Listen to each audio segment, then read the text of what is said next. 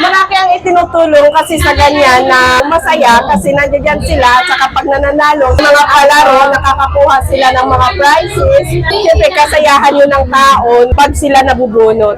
Dahil sa patuloy na pagtangkilik at pagsuporta ng mga mamamayan ng San Pedro Suzuki Market, kaya naman tuloy-tuloy pa din ang pamimigay, pamamahagi at pagbibigay ng magandang serbisyo nila sa mga mamamayan ng taga San Pedro. Kaya naman bilang pasasalamat sa inyong patuloy na pagtangkilik ay nandito ulit ako sa Suki Market kasama ang Big Boss ng Win Radio at Suki Market kasama sila DJ Macarena, City Councilor Attorney Marky Oliveros at Home Along Appliances para muling maghandog ng munting regalo, kasiyahan at mga papremyo para sa mahal nating San Pedronense. At dahil summer ngayon, kaya sabay-sabay nating ibit ang April Heat ng panalong treat hatid ng Suki Market. Marami ang nakilahok, sumali at nanalo sa iba't ibang programa at raffle ng Suki Market. Naimbitahan pa nga ako at si Pops Mikay Vlog upang maging judge para sa halo-halo making contest. Nagkaroon din ng iba't ibang masasayang programa, palaro, aktibidad at contest, hindi lang sa mga vendors kundi pati na rin sa mga mahal nilang customers na deserving makatanggap ng kanilang munting regalo para sa mamamayan ng San Pedro. Nagbigay din ng pampawis sa init na libreng ice cream para sa lahat ng nakilahok pati na rin sa mga nanood. Hindi lang yan dahil kasama rin natin na nakisaya at naghandog ng isang awitin ang ating Honorable Councilor sa Bayan ng San Pedro na si Consitorny Marky Oliveros.